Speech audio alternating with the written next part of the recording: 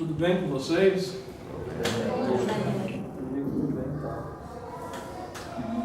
Capítulo 20 do Evangelho segundo o Espiritismo é o Trabalhadores da Última Hora. Eu não sei em que lugar cada um de nós nos colocamos, né? Mas quando se fala não em relação à ordem, mas em relação ao trabalho. O que nós conhecemos como trabalho? O que nós temos como definição? O que é trabalhar? Às vezes a gente sabe o que é dar trabalho, mas o que é trabalhar? Que definição que nós temos do trabalho? Então a definição que nós temos de estar cumprindo o que foi nos proposto ou programado. Nós temos noção de que programação nós estamos falando? E se estamos sabendo qual é a nossa programação, essa programação está sendo cumprida? Mas a gente tem aquela ideia de que nós somos missionários.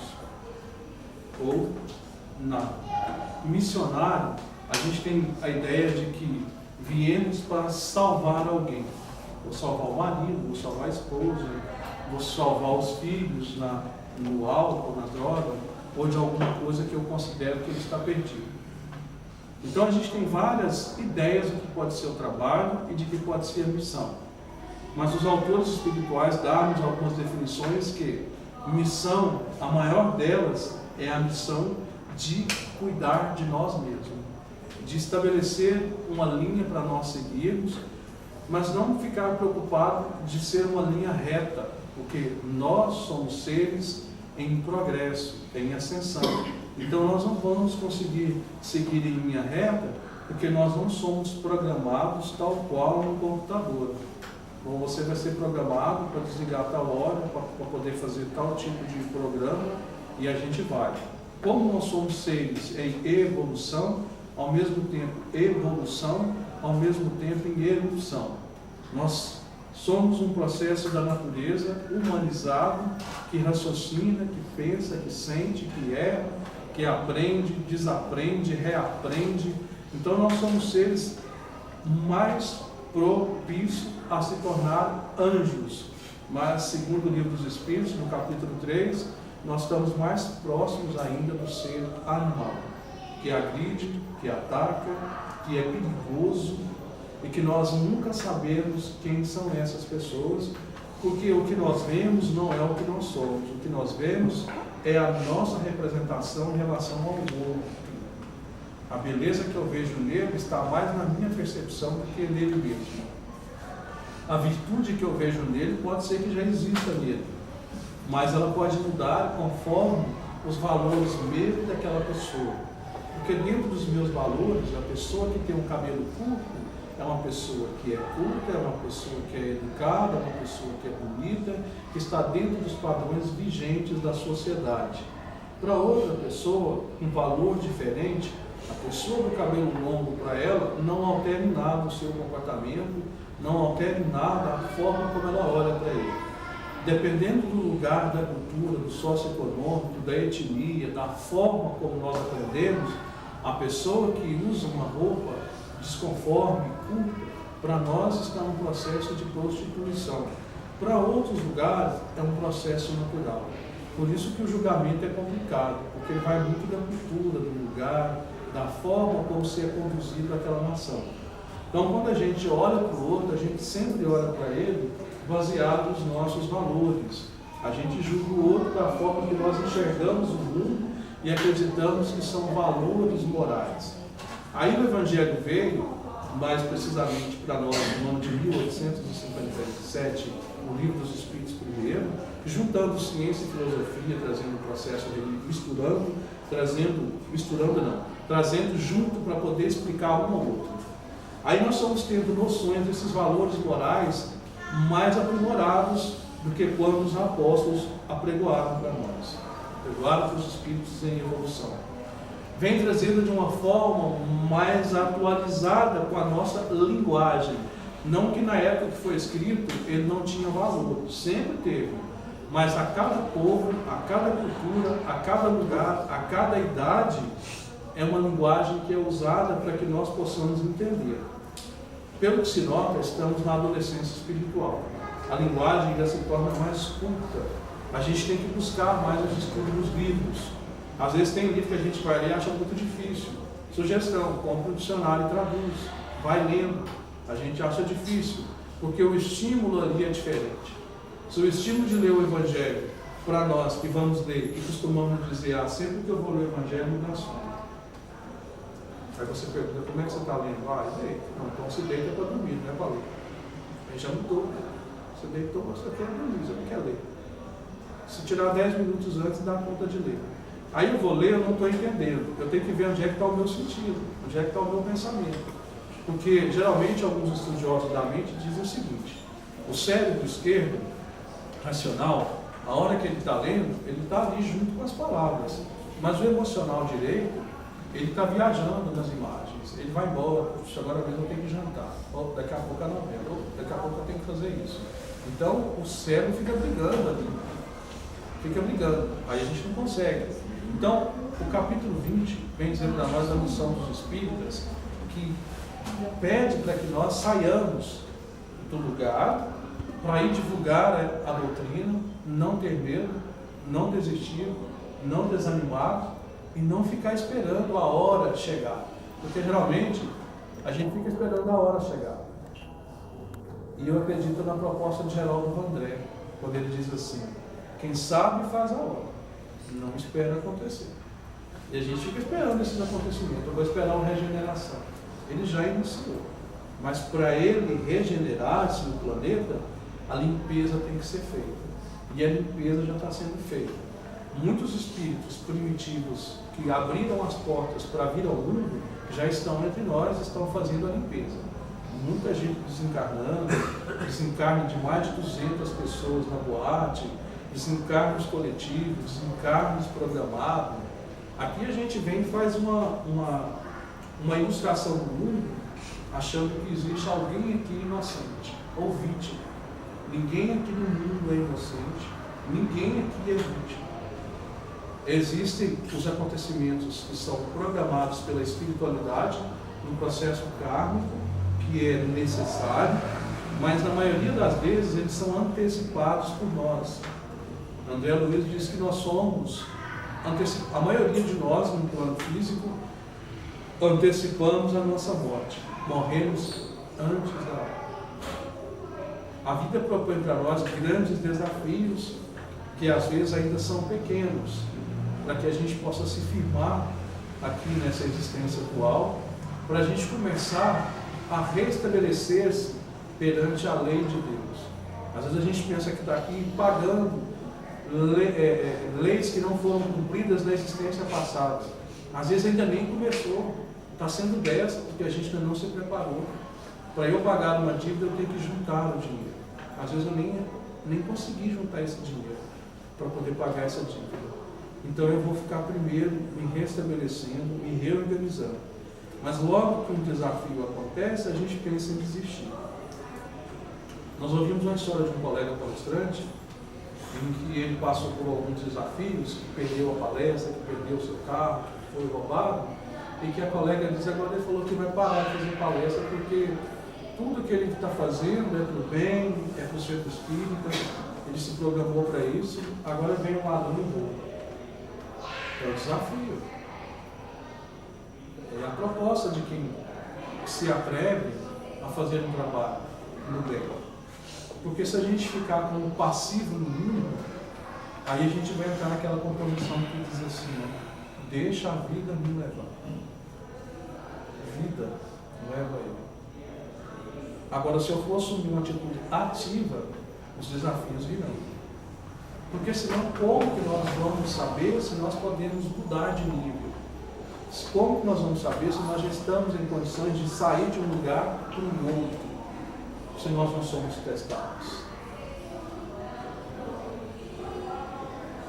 Imprescindível que nós leiamos as obras, porque as obras espirituais, elas vão nos trazer um conforto dizendo o seguinte: a maioria do sofrimento que passais na terra é procurado pelas próprias mãos, mas o mundo que habitais, está no capítulo 3, o mal predomina ainda.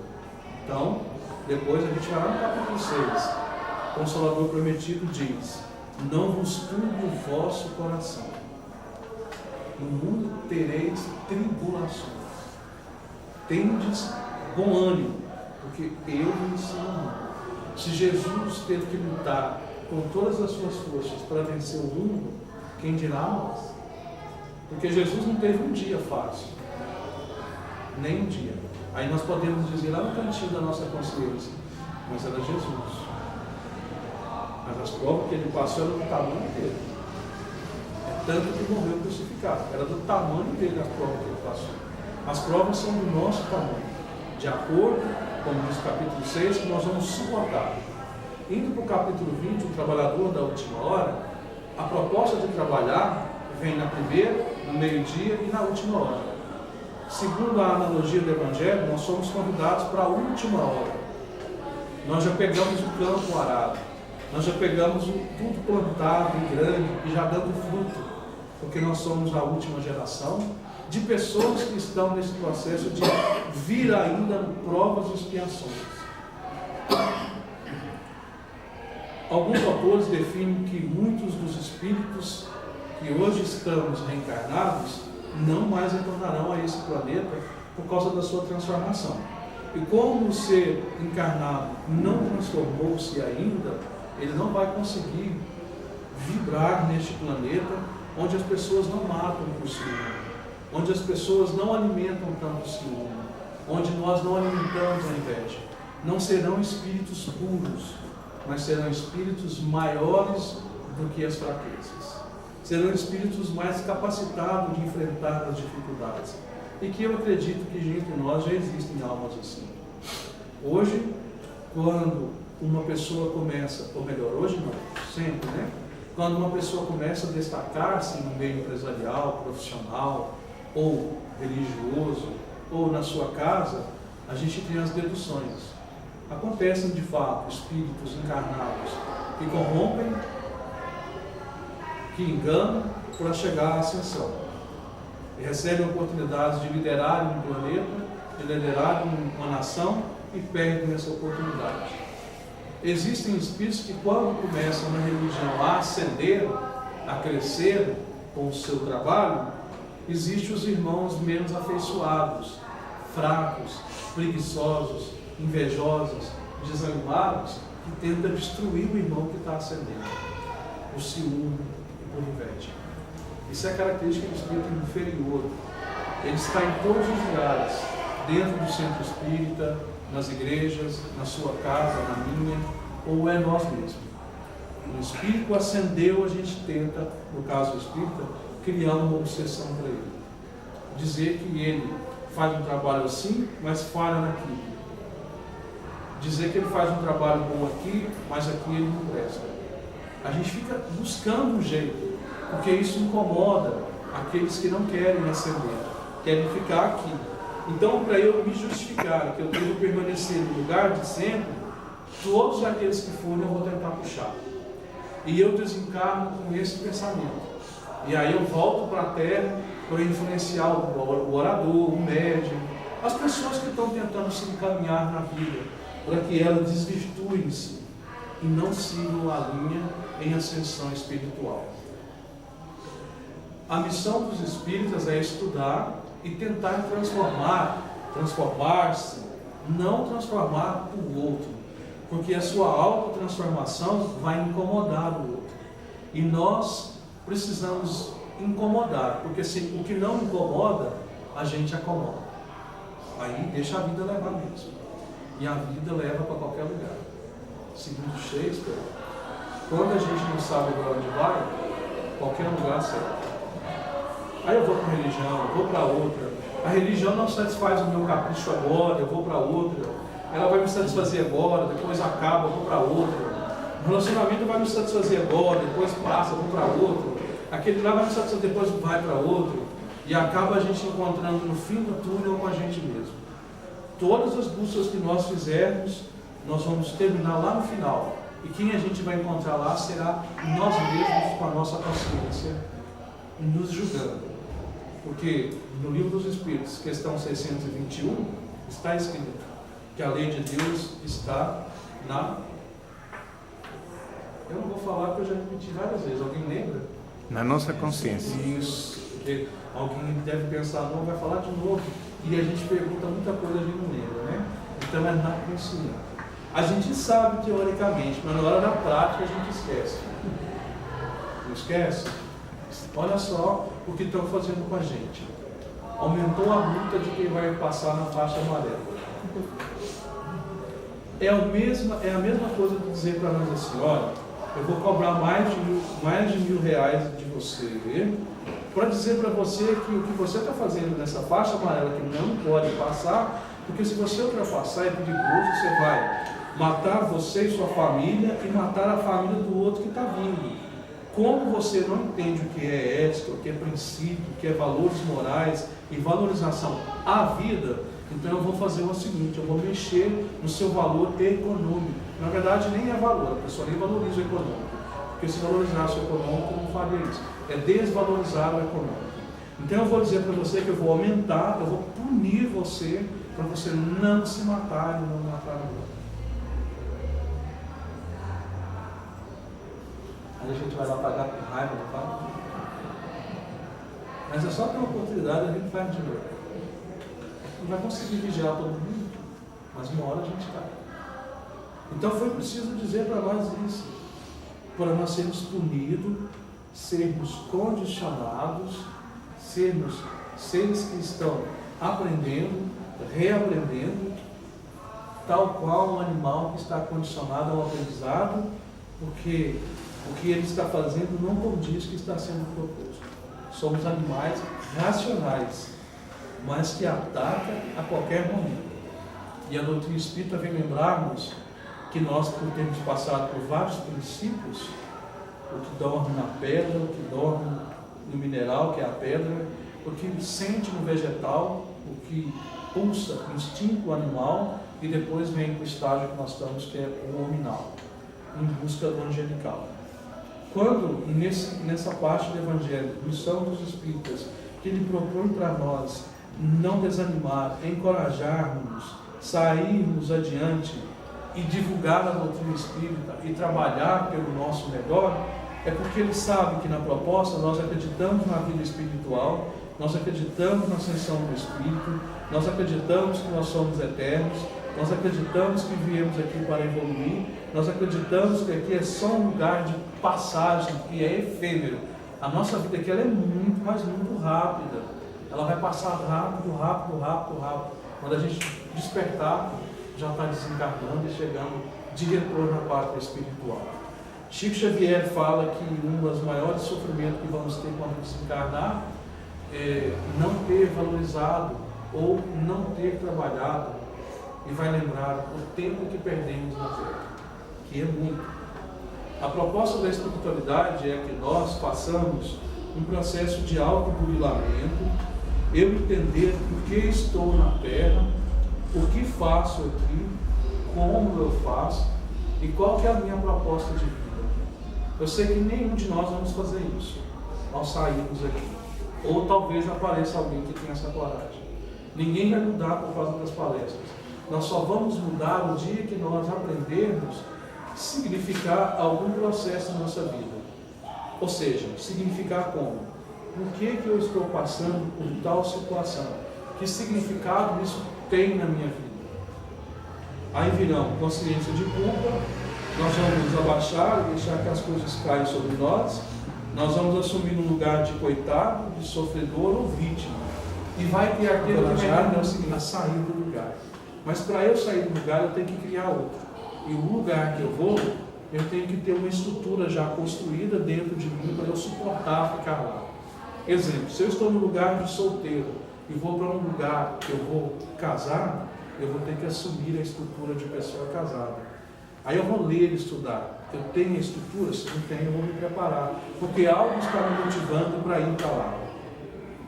Nós só fazemos as coisas que nos estimulam, tanto para o bem quanto para o mal. O mal também nos estimula muito. E a gente se sente tentado.